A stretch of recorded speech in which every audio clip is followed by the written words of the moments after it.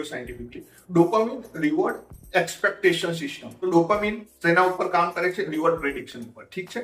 તો જ્યારે છોકરો વિચારે છે કે હું છોકરીની હેલ્પ કરી, મોસ્ટ ઓફ સીમ્સ છોકરીની હરેક પ્રોબ્લેમ સાંભળે છે. બેન છોકરી કે મારા ઘરમાં આવું થયું, મારો એક્સ બોયફ્રેન્ડ, તો સાલા બેન સાંભળે છે બધું.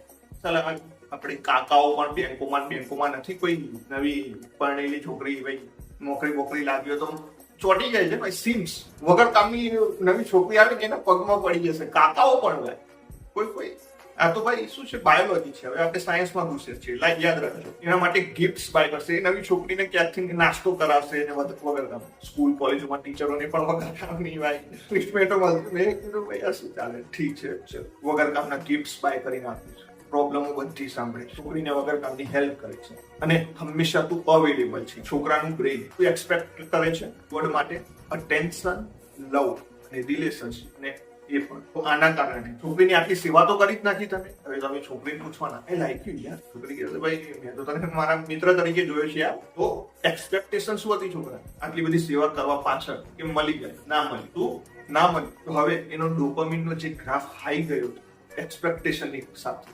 સીધો ડ્રોપ થશે. તો ક્યાં ડ્રોપ થશે? બેઝ લાઇનની નીચે. તો ફ્રસ્ટ્રેશન તરત સ્વાર્થ, બહુ હાઈ લેવલે ફ્રસ્ટ્રેશન ઇન્ક્રીઝ થશે. તો આને ન્યુરોસાયન્ટિસ્ટ શું કહે છે? Reward prediction error. બ્રેને શું કીધું? મેં ઇન્વેસ્ટ કર્યું છે પણ મારું રિટર્ન ક્યાં છે? રિટર્નમાં તમને કંઈ મળ્યું જ નથી. તો ફ્રસ્ટ્રેશન બીકમ્સ. છોકરીને સાલા ખરાબ છોકરાઓ જ પસંદ આવે છે, લુખાઓ જ પસંદ આવે છે.